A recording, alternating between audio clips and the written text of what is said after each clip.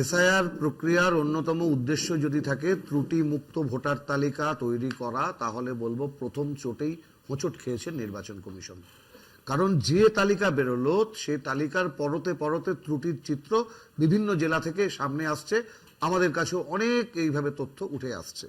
দু নম্বর কথা, কতজন রোহিঙ্গা বাদ গেল, আমি খুব রাজনৈতিক প্রশ্ন করতে চাই। এখানে বিজেপির প্রতিনিধি আছে, তিনি যখন বলবেন এটা বলবেন। কারণ যে ফিয়ার সাইকোসিস তৈরি করা হয়েছিল সারা বাংলা জুড়ে, এবং যেটা করেছিলেন এই রাজ্যের বিরোধী দলনেতা, বাংলাদেশ পাঠিয়ে দেবেন, পাকিস্তান পাঠিয়ে দেবেন, রোহিঙ্গাদের তাড়িয়ে দেবেন, 1 কোটি রোহিঙ্গা, বারবার সকলের আলোচনায় এটা উঠে আসছে। সুতরাং এই উত্তরটা তাদের আজকে দিতে হবে।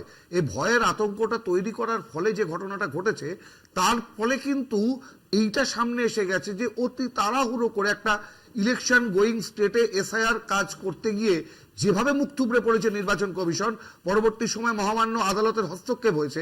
আজকে লিস্ট বেরোবার পরে নির্বাচন কমিশনের কিন্তু মানে কয়েকটা কথাবার্তা আমরা যখন গতকাল গিয়েছিলাম, বলছে যা করার তো বিচারকরা করছেন।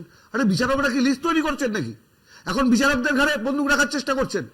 আমরা বলছি একজন বৈধ ভোটারের নাম যদি বাদ যায়, মৌপিয়া, গতকাল আমরা 24 ঘন্টা সারা রাত ব্যাপী অবস্থানের ডাক দিয়েছিলাম, পুলিশ অনুমতি দেয়নি, কিন্তু সময় চলে যায়নি। যদি বৈধ ভোটারের নাম বাদ যায় তাহলে কিন্তু আমরা 24 ঘন্টা কেন 48 ঘন্টা সিও দপ্তরের সামনে রাত ভোর আবার অবস্থা